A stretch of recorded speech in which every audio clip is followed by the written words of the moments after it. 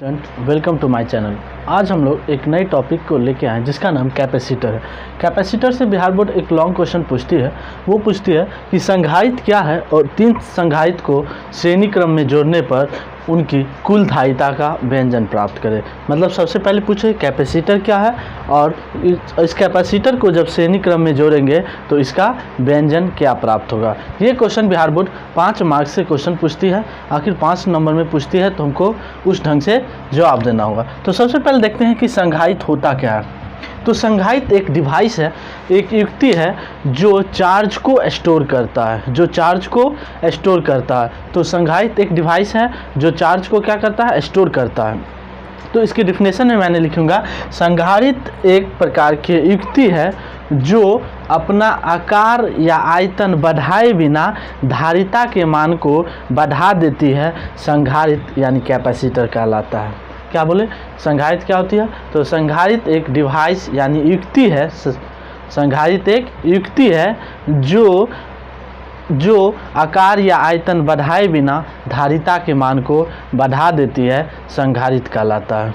ठीक है, ये तो इसका डिफिनेशन हुआ। सबसे पहले हम लोग क्या करेंगे कि संधारित्र लिख के और संधारित्र का क्या करेंगे, डिफिनेशन लिख देंगे। डिफिनेशन वही लिखेंगे, संधारित्र एक क्या है, युक्ति है जो आकार या आयतन बढ़ाए बिना धारिता के मान को बढ़ाता है। तो हम उसके बाद क्या पूछे, संधारित्र क्या, उसका तो मैं डिफिनेशन दे दिया। उसके बाद पूछे तीन संधारित्र को श्रेणी क्रम में जोड़ने पर उसका व्यंजन प्राप्त करें। तो हम क्या करेंगे, संधारित्र को,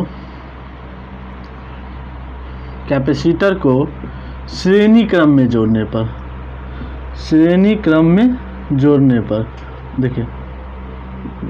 पर, और कैपेसिटर का फॉर्मूला होता है C बराबर Q/V। ये क्या होता है, कैपेसिटर का फार्मूला होता है। इसका साइंबल जब बात किया जाए वह इस टाइप से इसका साइंबल्स होता है। ये इसका क्या है, साइंबल है, किसका, कैपेसिटर का।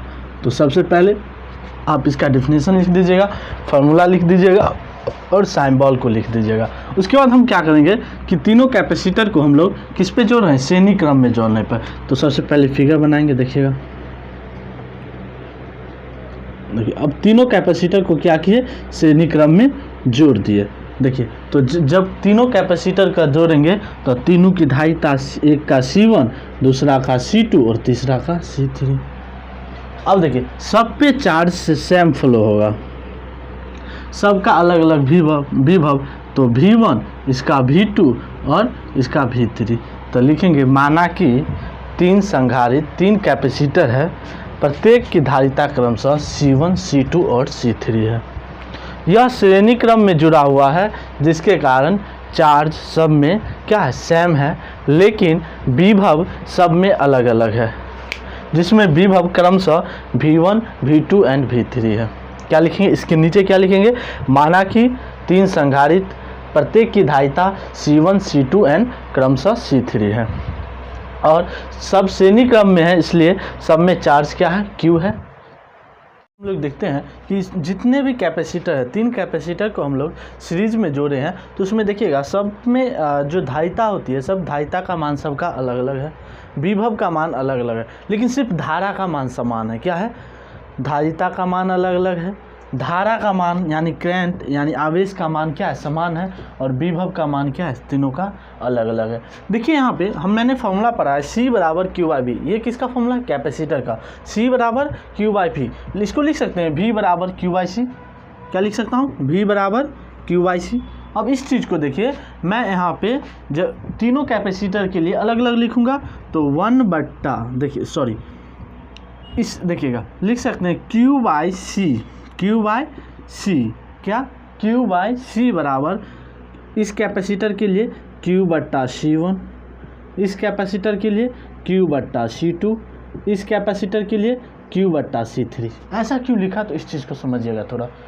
देखिए Q/C, देखिए इसलिए लिखा क्योंकि देखिएगा ये फार्मूला क्या बताओ, सबके लिए विभव जब मैंने लिख सकता हूँ V बराबर V1 plus V2 plus V3। V बराबर क्या हो जाएगा, V1 plus V2 plus V3। तो देखिए, तो V का फॉर्मूला क्या पड़ा है, Q/C।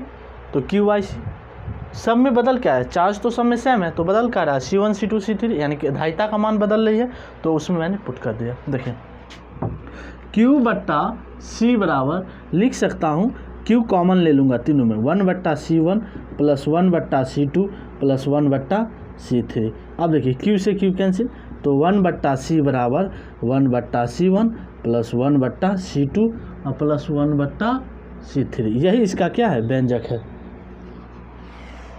थैंक यू, मिलते हैं हम लोग नेक्स्ट वीडियो में, तब तक के लिए बने रहिए।